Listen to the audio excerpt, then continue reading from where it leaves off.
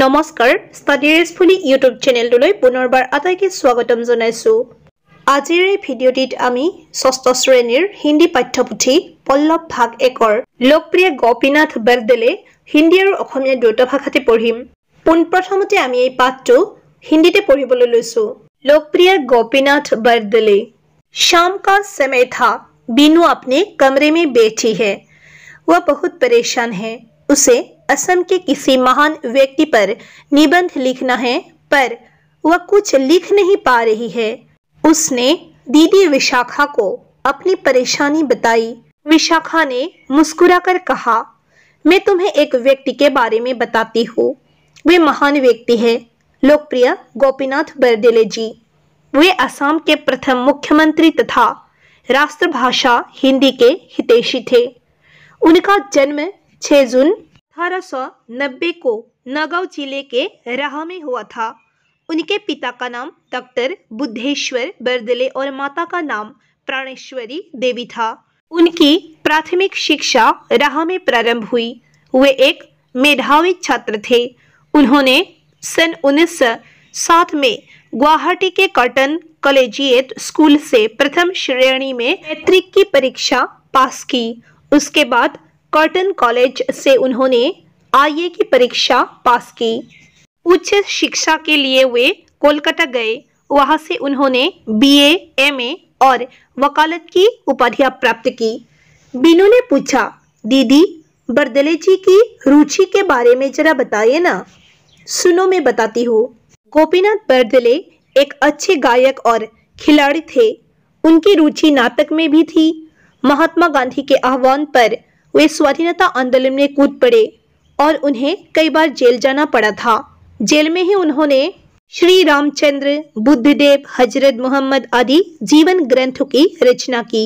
उनके द्वारा रचित अन्य 2 ग्रंथ है महात्मा गांधी और अनासक्ति योग। दीदी, आप उनके वैवाहिक और कर्म जीवन के बारे में जानती है क्या? विशाखा ने कहा, उत्तर गुवाहाटी के भूमिकांत शर्मा मजिंदर बरुआ की कन्या श्रीमती सुरबाला बरदले से उनकी शादी हुई थी। वे सादा जीवन और उच्च विचार के थे।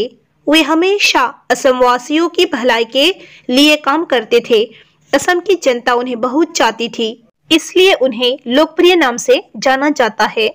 दीदी, बरदले जी ने हिंदी के लिए क्या क्या किया था? अच्छा, तो यह भी सुनो। बरदले जी ने 3 नवंबर 1938 को गुवाहाटी में असम राष्ट्रभाषा प्रचार समिति की स्थापना की थी। वे इस समिति के प्रथम अध्यक्ष थे। उनके प्रयास से सन 1948 में गुवाहाटी विश्वविद्यालय की स्थापना हुई। 5 अगस्त 1950 को उनका स्वर्गवास हुआ। भारत सरकार ने सन 1999 में उन्हें मरणोपरांत भारत रत्न उपाधि से सम्मानित किया। वाह दीदी, आपने बड़े संक्षेप में बरदले जी का संपूर्ण व्यक्तित्व प्रकट कर डाला। अब मैं इन पर एक सुंदर निबंध लिख सकती हूँ। মৰমৰ ছাত্ৰ-ছাত্ৰীসকল, এইবাৰ আমি একেটা পাঠকে অসমীয়াত পঢ়িম। সন্ধিয়াৰ সময়। বিনু তাইৰ কোঠাত বহি আছে। তাই বৰ চিন্তিত হৈ পৰিছে। তাই অসমৰ কোনোবা এজন মহান ব্যক্তিৰ ওপৰত ৰচনা লিখিব লগা হৈছে, কিন্তু তাই একো লিখিব পৰা নাই। তাই নিজৰ সমস্যাটো বায়েক বিশাখাক ক'লে। বিশাখাই হাঁহি এটা মাৰি ক'লে, মই তোমাক এজন ব্যক্তিৰ কথা কওঁ। তেওঁ এজন মহান ব্যক্তি, জনপ্ৰিয় গোপীনাথ বৰদলৈজী। তেখেত অসমৰ প্ৰথম মুখ্যমন্ত্ৰী আৰু ৰাষ্ট্ৰভাষা হিন্দীৰ সমৰ্থক। তেখেতে 1890 চনৰ 6 জুনত নগাঁও জিলাৰ ৰহাত জন্মগ্ৰহণ কৰে। তেখেতৰ দেউতাকৰ নাম আছিল ডক্টৰ বুদ্ধেশ্বৰ বৰদলৈ আৰু মাকৰ নাম আছিল প্ৰাণেশ্বৰী দেৱী। তেখেতৰ প্ৰাথমিক শিক্ষা ৰহাত আৰম্ভ হৈছিল। তেখেত আছিল এজন মেধাৱী ছাত্ৰ। তেখেতে 1907 চনত গুৱাহাটীৰ কটন কলেজিয়েট স্কুলৰ পৰা প্ৰথম বিভাগত মেট্ৰিক পৰীক্ষাত উত্তীৰ্ণ হয়। ইয়াৰ পিছত কটন কলেজৰ পৰা আইএ পৰীক্ষাত উত্তীৰ্ণ হয়। উচ্চ শিক্ষাৰ বাবে তেখেতে কলকাতালৈ গৈছিল। তাৰ পৰাই তেখেতে বিএ, এমএ আৰু ওকালতিৰ ডিগ্ৰী লাভ কৰে। বিনুৱে সুধিলে, বাইদেউ বৰদলৈজীৰ আগ্ৰহৰ বা ৰুচিৰ কথা কওকচোন। শুনা, মই তোমাক কৈ আছো। গোপীনাথ বৰদলৈ এজন ভাল গায়ক আৰু খেলুৱৈ আছিল। নাটকৰ প্ৰতিও তেওঁৰ আগ্ৰহ আছিল।